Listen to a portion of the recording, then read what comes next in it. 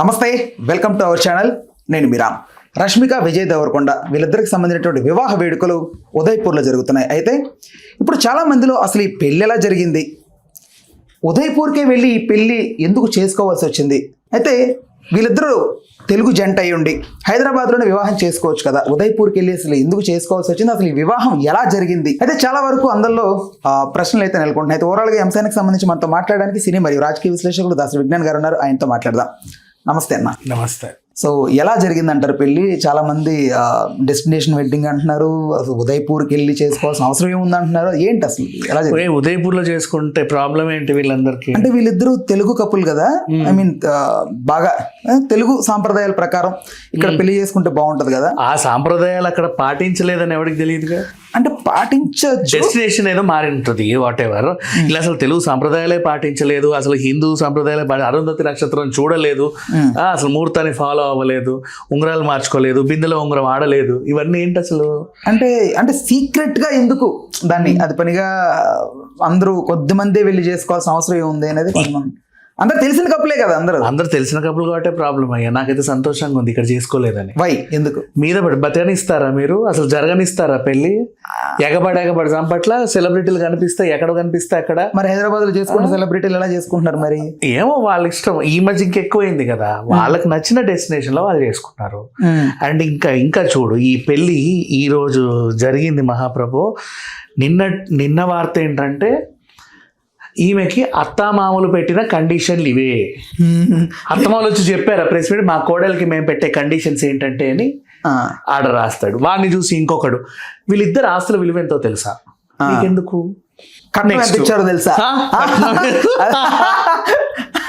దేవుడా, పెళ్లి బట్టలు ఇవే, అదిదే ఇదిదే. ఏంటిది?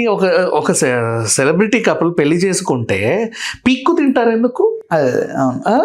సమంత నాగచైతన్య కూడా అలాగే పీక్కు తిని పాపం వాళ్ళు విడాకులు తీసుకున్న తర్వాత కూడా ఇంకా పీక్కు తింటూనే ఉన్నారుగా, ఎవరు పడితే వాళ్ళని సపరేట్ గా. ఆయన ఇంకో అమ్మాయిని పెళ్లి చేసుకున్న అక్కడ పీక్కు తిని, ఈవిడ ఇంకొకరిని పెళ్లి చేసుకున్న వాళ్ళని పీక్కు తిని, ఇప్పుడు ఇక్కడ ఇదేంటి మళ్ళీ ఈయన పెళ్లికి ముందు ఫారిన్ అమ్మాయితో దొరికాడు కదా. నాకు తెలియట్లేదు, కొంచెం తెలుసుకోవాలి. చాలా అవసరం కూడా లేదు. ఏదో ఒక అభిమానితో ఒక ఫోటో దిగుంటే తప్పేంటి? ఆయన సెలబ్రిటీ, ఫారిన్ అభిమానులు ఉండకూడదా? అంటే అమ్మాయితో ఎక్కువ రిపీటెడ్ గా ఫోటోలు ఉన్నాయి, ఉండని అభిమాని రిపీటెడ్ గా కలవకూడదా? తప్పేముంది? అమ్మాయి గర్ల్ ఫ్రెండ్ అని ప్రచారం జరుగుతుంది. అది రిపీటెడ్ గా కలిస్తే మనకు ఉన్న ఆప్షన్ అదే కదా, వెంటనే ట్యాగ్ అంటే ఇచ్చేస్తాం కదా గర్ల్ ఫ్రెండ్ అని చెప్పేసి. 1 సెకండ్, గర్ల్ ఫ్రెండ్ అయినా తప్పేముంది? వాళ్ళకి అండర్స్టాండింగ్ ఉంటే వీళ్ళ ప్రాబ్లం ఏంటి? నెక్స్ట్ మళ్ళీ ఈ అమ్మాయికి అప్పుడెప్పుడు ఏదో బ్రేకప్ అయింది, ఏదో అరే ఎందుకు తగ్గుతున్నారు, ఎందుకని తీస్తున్నారు? నెక్స్ట్ మళ్ళీ ఈమె పాన్ ఇండియా లెవెల్లో సినిమాలు చేసి ఇట్లా ఈయనేమో అన్ని వరుస ఫ్లాపులతో ఉన్నారనమాట. వీళ్ళు ఎలా అంట అదేంటి? దీన్నేమో మళ్ళీ మహానటికి అంట కట్టారు. అప్పట్లో కూడా అంతే, సావిత్రి తెగ సినిమాలు చేసుకుంటుండేది, ఆయనేమో అన్ని ఫ్లాపులతో ఉండేవాడు. తర్వాత ఏదో అయ్యింది. బై గాడ్, అసలు ఎక్కడికి వెళ్ళి ఎక్కడ లింక్ పెడతారో, ఎటు నుంచి ఎటు తిప్పుతారో. కర్మగాల ఆ సినిమాలో విజయ్ దేవరకొండ కూడా యాక్ట్ చేశారు కదా, అందుకే మహానటికి వెళ్ళి ఉంటారు. ఆయన యాక్ట్ చేయడం పెద్ద పాపం అయిపోయింది ఇప్పుడు. సరే, వాట్ ఎవర్. ఇద్దరు ప్రేమించో లేకపోతే దేవుడి దయ వల్ల, పెద్దల దయ వల్ల ఒకటిగా బ్రతకాలనుకుంటున్నారు. వాళ్ళ బ్రతికేదో వాళ్ళ బ్రతకనివ్వండి.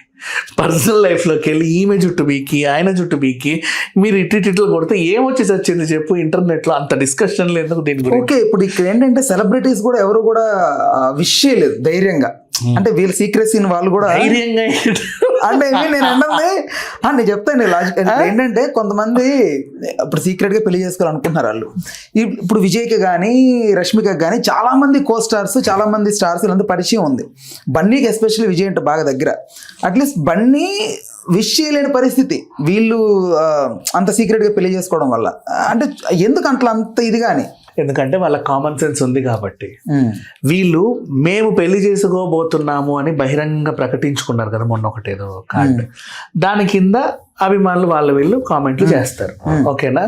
నెక్స్ట్ పిలుపులు, ఎవరెవరిని పిలుచుకోవాలి, ఎవరెవరికి చెప్పుకోవాలని వాళ్ళ పర్సనల్ మాధ్యమాల్లో వీళ్ళు వేస్తే వాళ్ళు కూడా పర్సనల్గా కంగ్రాచులేషన్స్ లేకపోతే ఇంకేవో ఎవరికి నచ్చిన ట్వీట్లు అలా వాళ్ళు పర్సనల్గా పెట్టుకుంటారు. అంటే ఈ రోజు ఏంటంటే ఒకరి స్పందన తెలపాలి అంటే ఖచ్చితంగా ఇన్స్టాకి ఎక్కే చెప్పాలి. నువ్వు పర్సనల్గా ఎట్లా మెసేజ్ పెడతావు మాకు తెలియకుండా, ఎప్పుడు పెట్టావు, నువ్వు చెప్పు పెట్టావా లేదా, అయితే ఎందుకు స్పందించాలి, సెలబ్రిటీలు ఎందుకు మాట్లాడట్లేదు, ఇక్కడ దాకా వెళ్ళిపోయింది. అది ఏమీ ఉండకపోవచ్చు. అండ్ ఇంకోటి సేమ్ నాని బర్త్డే కూడా ఆయన కూడా ఏదో రిలీజ్ చేసుకున్నాడు. వాట్ ఎవర్, నాని బర్త్డే కూడా ఎవరు ఎక్కువ విషెస్ చేయలేదని చెప్పేసి కూడా ఒకటి నడుస్తూ ఉంది. పర్సనల్గా చెప్పుకుంటారు వాళ్ళ అంటే ప్రతిదీ పోస్టర్లు వేయాలా చెప్పు. ఇప్పుడు అదే రాజకీయ నాయకులు అనుకో, ఎక్కడ చూసినా రౌండ్ లేస్తూ ఉంటారు, ఇటు తిరిగితే ప్రతి గల్లీలో. ఒక రకంగా ఈ ఆచారం మంచిదే అనుకున్నారే. ఆచారం ఇది సీక్రెట్ గా పెళ్లి చేసుకోవడం, సీక్రెట్ గా ఏం పెళ్లి చేసుకోవాలా, వాళ్ళు చేసుకున్న వాళ్ళ పర్సనల్ లైఫ్లో జరిగినటువంటి ఒక వేడుకని ప్రపంచం అంతా చెప్పాలని వాళ్ళు అనుకోలేదు. అంతే, దాని సీక్రెసీ కాదు. అది పెళ్లి మాత్రమే అక్కడ రిసెప్షన్ చేస్తే మళ్ళీ హైదరాబాద్ చేస్తారు చాలా గ్రాండ్ గా. అదేంటది సాంప్రదాయం, అది వాళ్ళ ఇష్టం అబ్బా. కొంతమందికి డెస్టినేషన్స్ అక్కడ ఉంటే బాగుండని అనిపిస్తుంది, ఎక్కడికో చేయాలనిపిస్తుంది. ఇంకోటి చెప్పనా, వీళ్ళకి అనిపించకపోయినా ఆ ఈవెంట్ తీసుకునే వాళ్ళు కూడా కొన్ని సలహాలు ఇస్తారు. సార్ ఇక్కడ ఉంటే బాగుంటుంది, ఈ వేడుక ఇక్కడ ఉంటే బాగుంటుంది అని. కొన్నిసార్లు ఇంకోటి ఉంటుంది. ఫర్ ఎగ్జాంపుల్ గోవాలో సింక్వేరియం అనే ఒక ప్లేస్ ఉంటుంది, అప్పట్లో పక్కనే తాజ్ హోటల్ ఉంటుంది, పాతకాల కోట ఉంటుంది, అది జైలుకి సంబంధించింది, ఫోర్ట్ అగ్వాడ గోడలో. అక్కడ సన్సెట్ బాగుంటుంది అనమాట. ఆ టైంలోనే అక్కడ కూర్చోవాలని కొంతమంది అనుకుంటారు, ఏదైనా ఫంక్షన్స్ చేసుకోవాలన్నా ఇంకేమైనా చేసుకోవాలన్నా అట్లా ఆ టైంలో ఒక ఆస్పీషియస్ టైం లాగా అట్లా ఉండాలి. అది క్యాప్చర్ చేసుకుంటే వాళ్ళకి అదొక ఆనందం. ఇట్లా ఇంకొక చోట ఇంకొకటి కొన్ని చోట్ల కొన్ని దేవాలయాలు ఉంటాయి. ఫర్ ఎగ్జాంపుల్ పలానా డేట్ రోజు సూర్యకిరణాలు అలా పడతాయి అన్నమాట.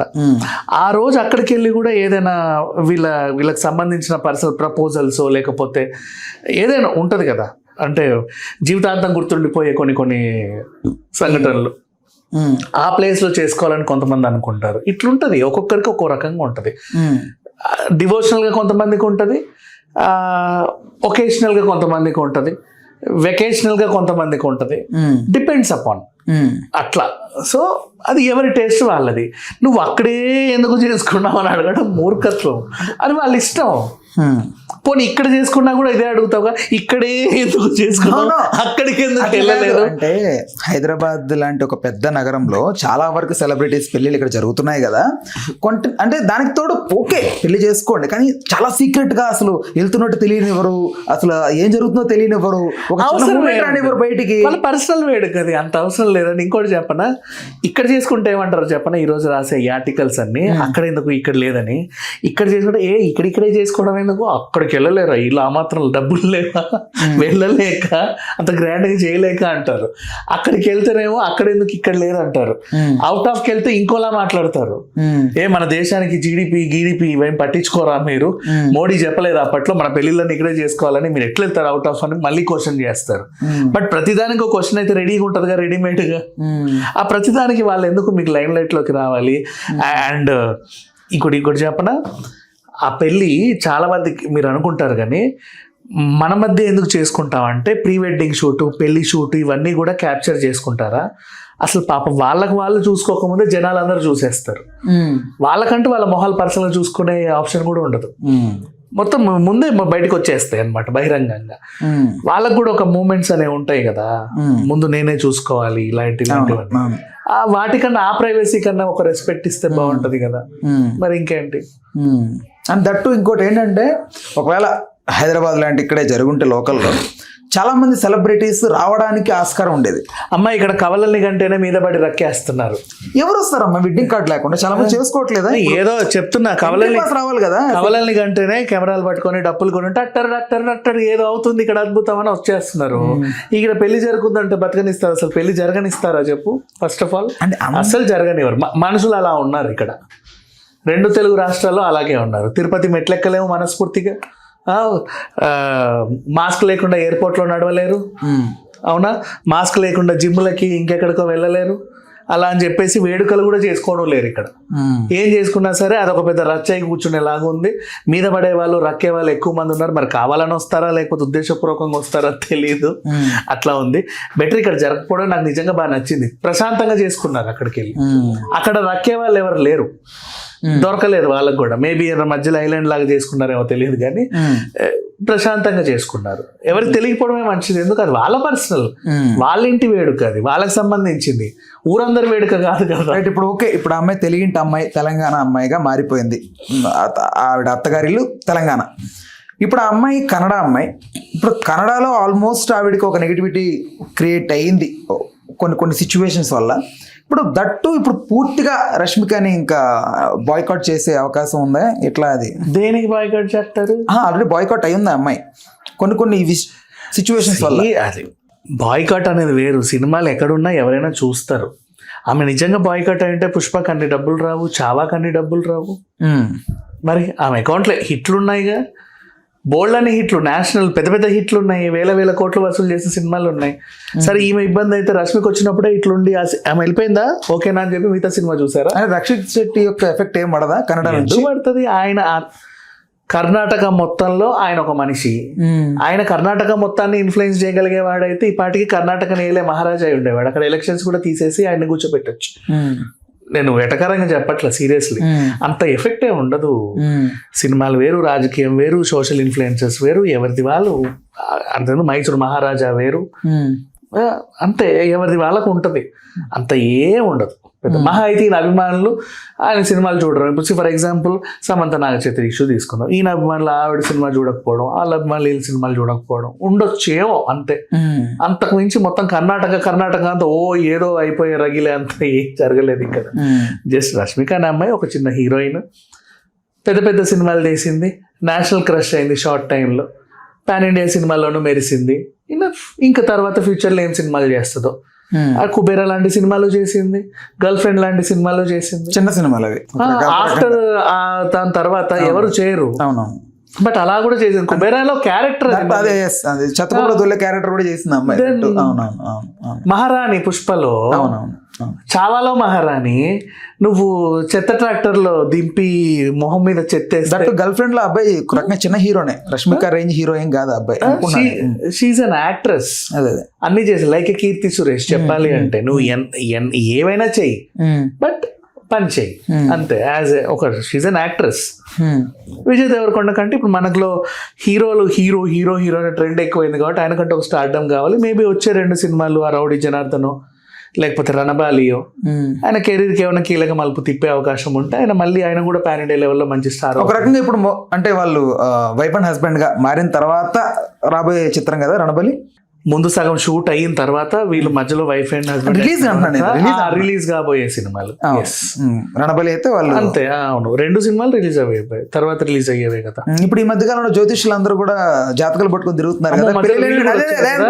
అదే అంటున్నా, రెడీగా వస్తారు కదా, ఇది చేత చక్రం వేసి ఎట్లుంటది అని. అసలు ఏం ఇంకా అందుకే ఇక్కడ చేస్తే వచ్చారు వాళ్ళందరూ, అందుకే వీళ్ళు అక్కడ చేసుకున్నారు. సంతోషం, వాళ్ళు రాలా. Better right. వాళ్ళు కలిసి ఉండాలని అయితే మనస్ఫూర్తిగా కోరుకుందాం. అసలు కలిసి ఉండాలని కూడా కోరుకోవడానికి మీరెవరు, విడిపోవాలన్నా కోరుకోవడానికి మీరెవరు, బాగుండాలని కోరుకోవడానికి అది కూడా అవసరం లేదు. అసలు పట్టించుకోకండి, అది వాళ్ళ పర్సనల్ లైఫ్. అది అసలు వెళ్ళి మీ ఆశీర్వాదాలు కూడా అక్కర్లేదు ఎవరికి. సీరియస్లీ టెల్లింగ్, అది వాళ్ళ పర్సనల్, వాళ్ళ కుటుంబానికి సంబంధించిన ఒక వేడుక అంతే. దీవించుకోవడానికి వాళ్ళు కొన్ని కార్డులు కొట్టించుకున్నారు, ఎవరి చేత దీవించుకోవాలో వాళ్ళు డిసైడ్ అయ్యారు. విషయం కూడా హ్యాపీ మ్యారీడ్ లైఫ్ అని చెప్పు, ఏదైనా అవసరం లేదు. ఓకే, అసలు ఆ టాపిక్ గురించి మీరు మాట్లాడకపోతే అదే 10,000 అట్లా. రైట్, ఓకే అన్న, thanks for the time, thanks for information. Hello, Telugu రాజ్యం ఛానల్ చూస్తున్నారా? సామాజిక రాజకీయ జీవన చిత్రణే తెలుగు రాజ్యం. అతిశయోక్తులు అసత్యాలు ఉండవు. రాజకీయ కోణం కాదు, ప్రజా కోణమే కొలబద్ద. తెలుగు రాజ్యం వీక్షణ మీ ఉత్తమ అభిరుచికి నిదర్శనం.